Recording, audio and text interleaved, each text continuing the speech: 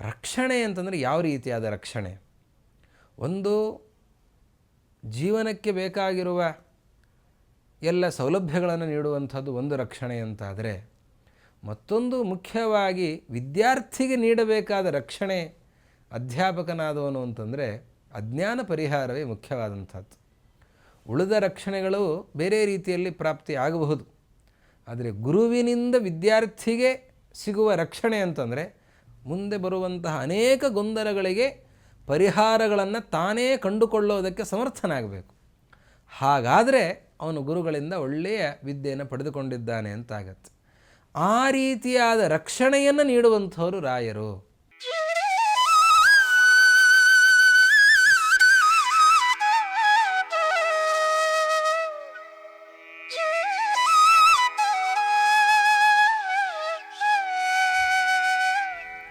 ಶ್ರೀ ಗುರುಭ್ಯೋ ನಮಃ. ಹರಿ ಓಂ. ಮೂಕೋಪಿ ಯತ್ಪ್ರಸಾದೇನ ಮುಕುಂದಶಯನಾಯತೆ ರಾಜರಾಜಾಯತೆ ರಿಕ್ತೋ ರಾಘವೇಂದ್ರಂ ತಮಾಶ್ರಯೇ. ಕೃಷ್ಣಾವಧೂತರು ರಾಯರ ಮಹಿಮೆಯನ್ನು ನಿರೂಪಿಸೋದಕ್ಕೆ ರಚಿಸಿರುವ ಗ್ರಂಥ ರಾಘವೇಂದ್ರ ಸಹಸ್ರ ನಾಮಾವಳಿ. ಈ ಗ್ರಂಥದಲ್ಲಿ ಕೃಷ್ಣಾವಧೂತರು ರಾಯರನ್ನು ವಂದಿಸ್ತಾ ಇದ್ದಾರೆ. ಓಂ ಛಾತ್ರ ರಕ್ಷಿಣೇ ನಮಃ ಎಂಬುದಾಗಿ ಅವರನ್ನು ಅಭಿವಾದಿಸ್ತಾ ಇದ್ದಾರೆ. ಏನಿದು ಛಾತ್ರ ರಕ್ಷಿ? 3 ಪದಗಳನ್ನು ಬಳಸಿದರು. ಛಾತ್ರ ಸೇವಿತಃ ಅನ್ನುವ ಒಂದು ಪದವನ್ನು ಬಳಸಿದ್ದಾರೆ. ಛಾತ್ರ ಪ್ರಿಯ ಅನ್ನುವ ಪದವನ್ನು ಬಳಸಿದ್ದಾರೆ. ಇದೀಗ ಛಾತ್ರ ರಕ್ಷಿ ಅಂತ ಹೇಳ್ತಾ ಇದ್ದಾರೆ. ಸೇವಿತ ಅಂತಂದರೆ ಶಿಷ್ಯರು ಬಂದು ರಾಯರ ಸೇವೆಯನ್ನು ಮಾಡಿ ರಾಯರ ಪೂರ್ಣಾನುಗ್ರಹದಿಂದ ವಿದ್ಯೆಯನ್ನು ಪಡೆದುಕೊಳ್ತಾ ಇದ್ದಾರೆ ಅನ್ನೋ ಅಭಿಪ್ರಾಯದಲ್ಲಿ ಬಂದಿದೆ. ಛಾತ್ರ ಪ್ರಿಯ ಅನ್ನೋದರಿಂದ ವಿದ್ಯಾರ್ಥಿ ವತ್ಸಲರಾಗಿ ರಾಯರು ಸರಳವಾಗಿ ಅವರಿಗೆ ಬೇಕಾಗುವ ರೀತಿಯಲ್ಲಿ ಬೋಧಿಸ್ತಾ ಇದ್ದಾರೆ ಅನ್ನುವ ವಿಷಯ ಛಾತ್ರ ಪ್ರಿಯ ಅನ್ನೋದರಿಂದ ಬಂದಿದೆ. ಛಾತ್ರ ರಕ್ಷಿ ಅನ್ನುವ ಪದದಿಂದ ಕೃಷ್ಣಾವಧೂತರು ಏನನ್ನು ಹೇಳಲಿಕ್ಕೆ ಹೊರಟಿದ್ದಾರೆ? ಛಾತ್ರರಿಗೆ, ವಿದ್ಯಾರ್ಥಿಗಳಿಗೆ ರಕ್ಷಣೆಯನ್ನು ನೀಡುವಂಥವರು ರಾಯರು ಅಂತ ಹೇಳ್ತಾ ಇದ್ದಾರೆ. ರಕ್ಷಣೆಯನ್ನು ನೀಡೋದು ಅಂತಂದರೆ ಛಾತ್ರ ಅಂತಂದರೆ 2 ವಿಭಾಗ.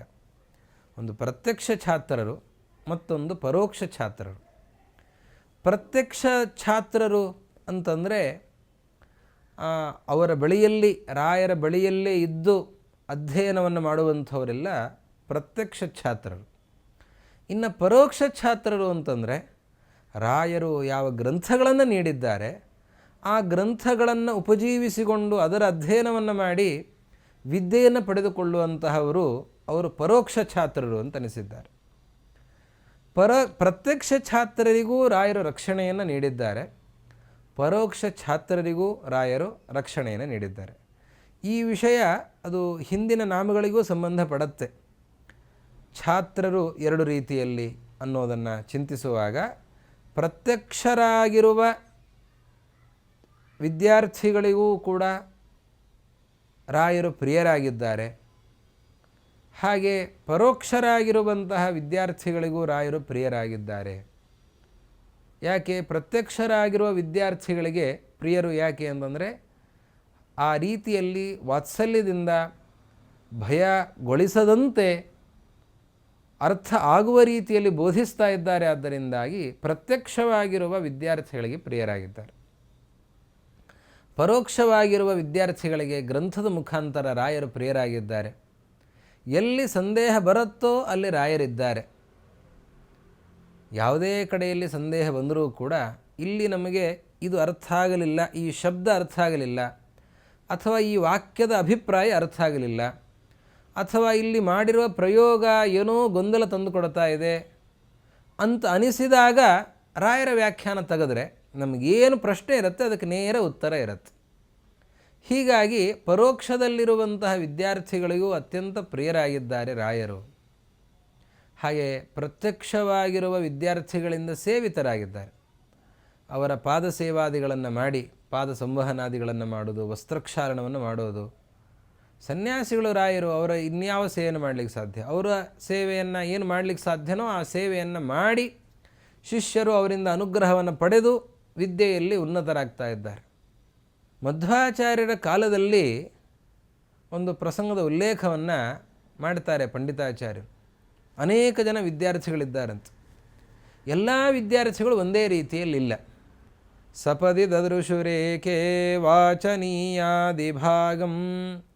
ಪರಿಚಯ ಪಟುತಾಭ್ಯಾಂತಾವದೇಕೆ ಕ್ರಮೇಣ ಹರಿಗುರು ನಮನಂದ್ರಾಗ್ಯತ್ನತೋಮಿ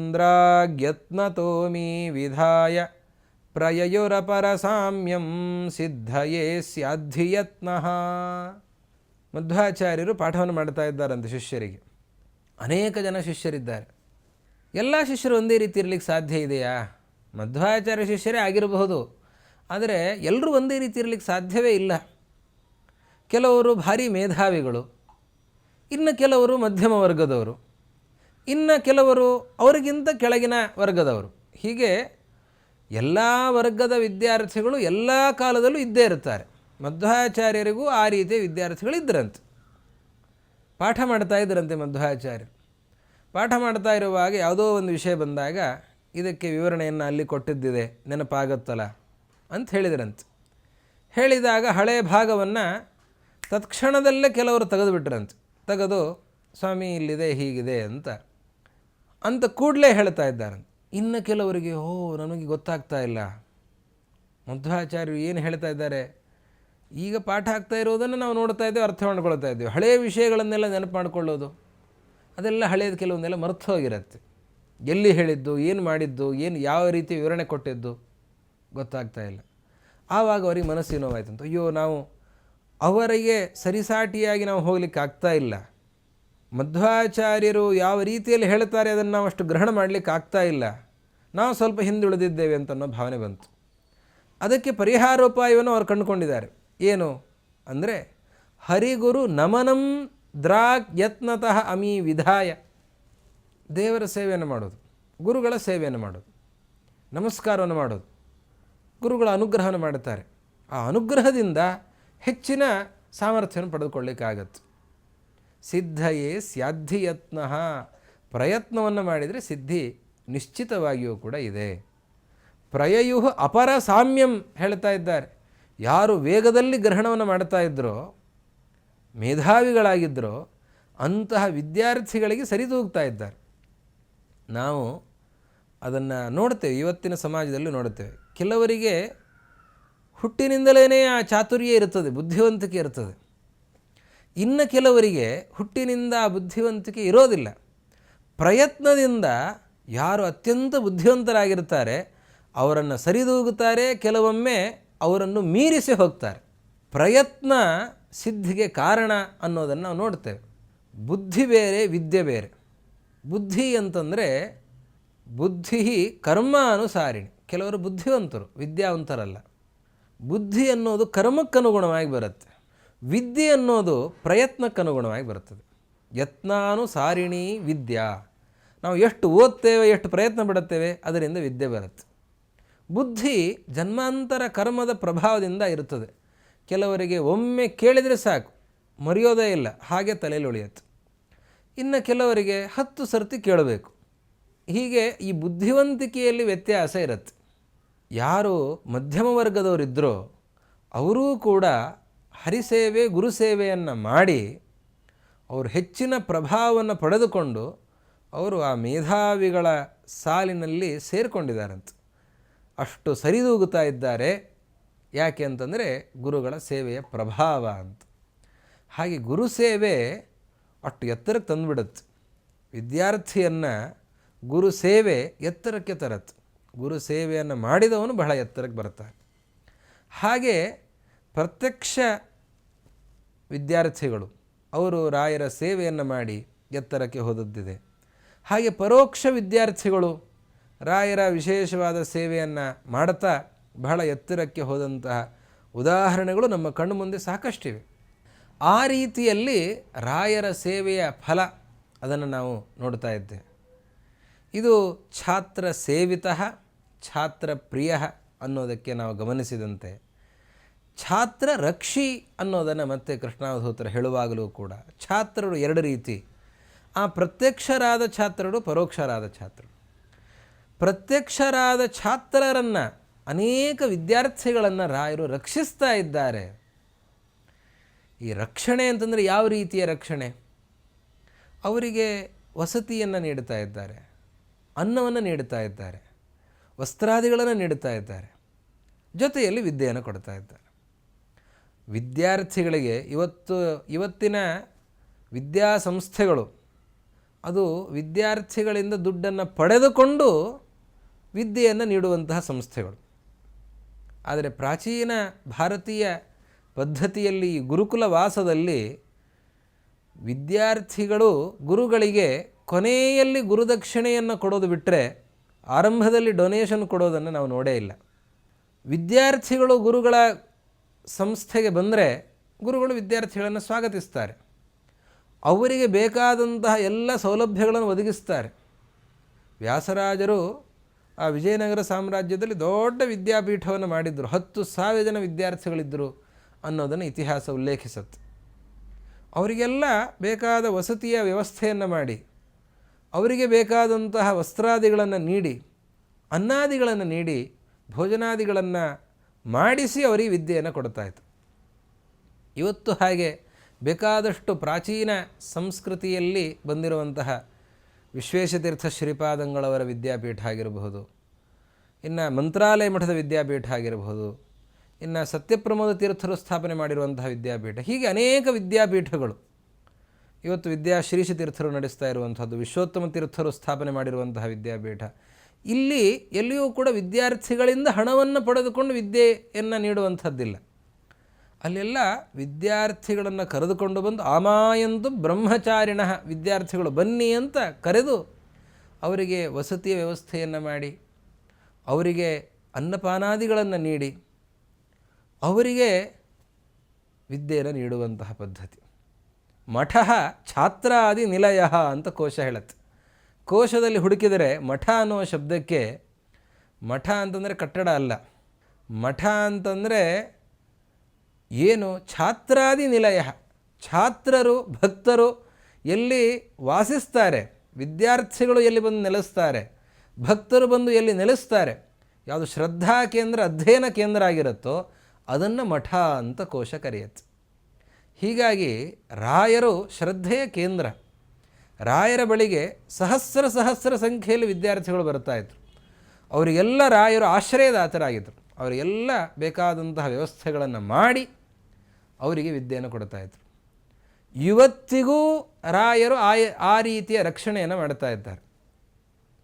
ಅದು ಮೂಲ ವೃಂದಾವನ ಮಂತ್ರಾಲಯದಲ್ಲಿ ಮಾತ್ರ ಅಲ್ಲ, ಮಂತ್ರಾಲಯದಲ್ಲಿ ಧಾರ್ಮಿಕ ಶಿಕ್ಷಣದ ಪದ್ಧತಿಯಲ್ಲಿ ಅನೇಕ ವಿದ್ಯಾರ್ಥಿಗಳಿಗೆ ವಿದ್ಯಾದಾನವನ್ನು ಮಾಡ್ತಾ ಇದ್ದಾರೆ. ಅದು ಅಲ್ಲಿ ಮಾತ್ರ ಅಲ್ಲ, ಅನೇಕ ಕಡೆಗಳಲ್ಲಿ, ರಾಯರ ಮಠಗಳಲ್ಲಿ ಅನೇಕ ಕಡೆಗಳಲ್ಲಿ ಅದನ್ನು ನಾವು ನೋಡ್ತಾ ಇದ್ದೇವೆ. ರಾಯರ ಹೆಸರಿನಲ್ಲಿ ಅನೇಕ ಕಡೆಗಳಲ್ಲಿ ವಿದ್ಯಾಸಂಸ್ಥೆಗಳನ್ನು ಮಾಡಿ ಅಲ್ಲಿ ವಿದ್ಯೆಯನ್ನು ನೀಡುವಂಥದ್ದನ್ನು ನಾವು ನೋಡ್ತಾ ಇದ್ದೇವೆ. ಹೊರಗಿನ ಲೌಕಿಕ ಶಿಕ್ಷಣವನ್ನು ಪಡೆಯುವಂತಹ ವಿದ್ಯಾರ್ಥಿಗಳೂ ಕೂಡ ರಾಯರನ್ನು ಉಪಜೀವಿಸಿಕೊಂಡು, ರಾಯರ ಮಠಗಳನ್ನು ಉಪಜೀವಿಸಿಕೊಂಡು ಇವತ್ತು ವಿದ್ಯೆಯನ್ನು ಪಡೆದುಕೊಳ್ಳುವಂಥದ್ದನ್ನು ನೋಡ್ತಾ ಇದ್ದೇವೆ. ಈ ರೀತಿಯಾಗಿ ಪ್ರತ್ಯಕ್ಷರಾಗಿರೋ ವಿದ್ಯಾರ್ಥಿಗಳನ್ನು, ಪರೋಕ್ಷರಾಗಿರೋ ವಿದ್ಯಾರ್ಥಿಗಳನ್ನು ರಕ್ಷಿಸ್ತಾ ಇರೋರು ರಾಯರು. ರಾಯರು ವಿದ್ಯೆಯನ್ನು ನೀಡುವಂಥವ್ರು, ವಿದ್ಯಾದಾತರವರು. ಅವರು ಇಟ್ಟುಕೊಂಡು ಎಲ್ಲರಿಗೂ ಕೂಡ ಬೇಕಾಗಿರುವಂತಹ ಸೌಲಭ್ಯಗಳನ್ನು ಒದಗಿಸಿ ವಿದ್ಯೆಯನ್ನು ನೀಡುತ್ತಾ ಇದ್ದಾರೆ. ಹೀಗಾಗಿ ಛಾತ್ರ ರಕ್ಷಿ. ಮತ್ತೊಂದು ಛಾತ್ರ ರಕ್ಷಿ, ಮುಖ್ಯವಾಗಿ ರಕ್ಷಣೆ ಅಂತಂದರೆ ಯಾವ ರೀತಿಯಾದ ರಕ್ಷಣೆ? ಒಂದು ಜೀವನಕ್ಕೆ ಬೇಕಾಗಿರುವ ಎಲ್ಲ ಸೌಲಭ್ಯಗಳನ್ನು ನೀಡುವಂಥದ್ದು ಒಂದು ರಕ್ಷಣೆ ಅಂತಾದರೆ, ಮತ್ತೊಂದು ಮುಖ್ಯವಾಗಿ ವಿದ್ಯಾರ್ಥಿಗೆ ನೀಡಬೇಕಾದ ರಕ್ಷಣೆ ಅಧ್ಯಾಪಕನಾದವನು ಅಂತಂದರೆ ಅಜ್ಞಾನ ಪರಿಹಾರವೇ ಮುಖ್ಯವಾದಂಥದ್ದು. ಉಳಿದ ರಕ್ಷಣೆಗಳು ಬೇರೆ ರೀತಿಯಲ್ಲಿ ಪ್ರಾಪ್ತಿ ಆಗಬಹುದು. ಆದರೆ ಗುರುವಿನಿಂದ ವಿದ್ಯಾರ್ಥಿಗೆ ಸಿಗುವ ರಕ್ಷಣೆ ಅಂತಂದರೆ ಅಜ್ಞಾನದಿಂದ ರಕ್ಷಣೆ. ಅವನು ಗುರುಗಳಿಂದ ಯಾವ ರೀತಿಯಾದ ವಿದ್ಯೆಯನ್ನು ಪಡೆದುಕೊಳ್ಳುತ್ತಾ ಇದ್ದಾನೆ, ಅದರಿಂದ ಅವನು ಮುಂದೆ ಬರುವಂತಹ ಅನೇಕ ಗೊಂದಲಗಳನ್ನು ಪರಿಹರಿಸಿಕೊಳ್ಳುವ ಶಕ್ತಿಯನ್ನು ಪಡೆದುಕೊಳ್ಳುವಂತಾಗಬೇಕು. ಅದು ಛಾತ್ರರಿಗೆ ನೀಡಬೇಕಾದಂತಹ ರಕ್ಷಣೆ, ಗುರುಗಳು ನೀಡಬೇಕಾದ ರಕ್ಷಣೆ. ಮುಂದಿನ ಜೀವನೋಪಾಯ ಏನು ಅದೆಲ್ಲ ಒಂದು ರೀತಿಯ ರಕ್ಷಣೆ. ವಿದ್ಯಾರ್ಥಿಯಾಗಿದ್ದಾಗ ಗುರುವಿನಿಂದ ಮುಖ್ಯ ನಿರೀಕ್ಷಿಸಬೇಕಾದದ್ದು, ಗುರು ನೀಡಬೇಕಾದದ್ದು ಅವನಿಗೆ ಜ್ಞಾನವನ್ನು. ಆ ಜ್ಞಾನ ಹೇಗಿರಬೇಕು ಅಂತಂದರೆ ಅದು ವ್ಯಾಪಕವಾಗಿರಬೇಕು.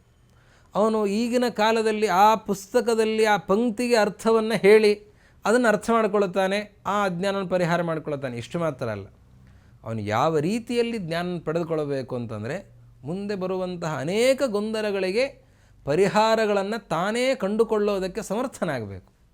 ಹಾಗಾದರೆ ಅವನು ಗುರುಗಳಿಂದ ಒಳ್ಳೆಯ ವಿದ್ಯೆಯನ್ನು ಪಡೆದುಕೊಂಡಿದ್ದಾನೆ ಅಂತಾಗತ್ತೆ. ಆ ರೀತಿಯಾದ ರಕ್ಷಣೆಯನ್ನು ನೀಡುವಂಥವರು ರಾಯರು ಅಜ್ಞಾನವನ್ನು ಪರಿಹರಿಸ್ತಾರೆ. ಮಿಥ್ಯಾಜ್ಞಾನವನ್ನು, ಬರುವ ಗೊಂದಲಗಳನ್ನು ಎಲ್ಲವನ್ನು ಪರಿಹರಿಸ್ತಾರೆ. ಆದ್ದರಿಂದ ಒಳ್ಳೆಯ ಗುರುಗಳು ರಾಯರು ಅನ್ನೋ ಅಭಿಪ್ರಾಯದಿಂದ ಮೂರು ಪದಗಳನ್ನು ಕೃಷ್ಣಾವಧೂತರು ಬಳಸಿದ್ದಾರೆ. ಛಾತ್ರ ಸೇವಿತ, ಛಾತ್ರ ರಕ್ಷಿ, ಛಾತ್ರ ಪ್ರಿಯ ಅನ್ನುವ ಪದಗಳನ್ನು ಬಳಸಿದ್ದಾರೆ. ಹೀಗೆ ಛಾತ್ರ ರಕ್ಷಿ ಅನ್ನುವ ಪದದ ಅರ್ಥದ ವಿಸ್ತಾರವನ್ನು ಕೂಡ ನಾವೀಗ ನೋಡಿದ್ದೇವೆ. ಅದನ್ನು ಗುರುಗಳಿಗೆ ಅರ್ಪಿಸೋಣ, ನಾವು ಅವರಿಂದ ರಕ್ಷಣೆಯನ್ನು ಪಡೆದುಕೊಳ್ಳೋಣ ಅಂತ ಹೇಳ್ತಾ ಮುಂದಿನ ನಾಮದ ಅರ್ಥಚಿಂತನೆಯನ್ನು ಮುಂದಕ್ಕೆ ಮಾಡೋಣ. ಶ್ರೀ ಗುರು ಮಧ್ವೇಶ ಅರ್ಪಣಮಸ್ತು.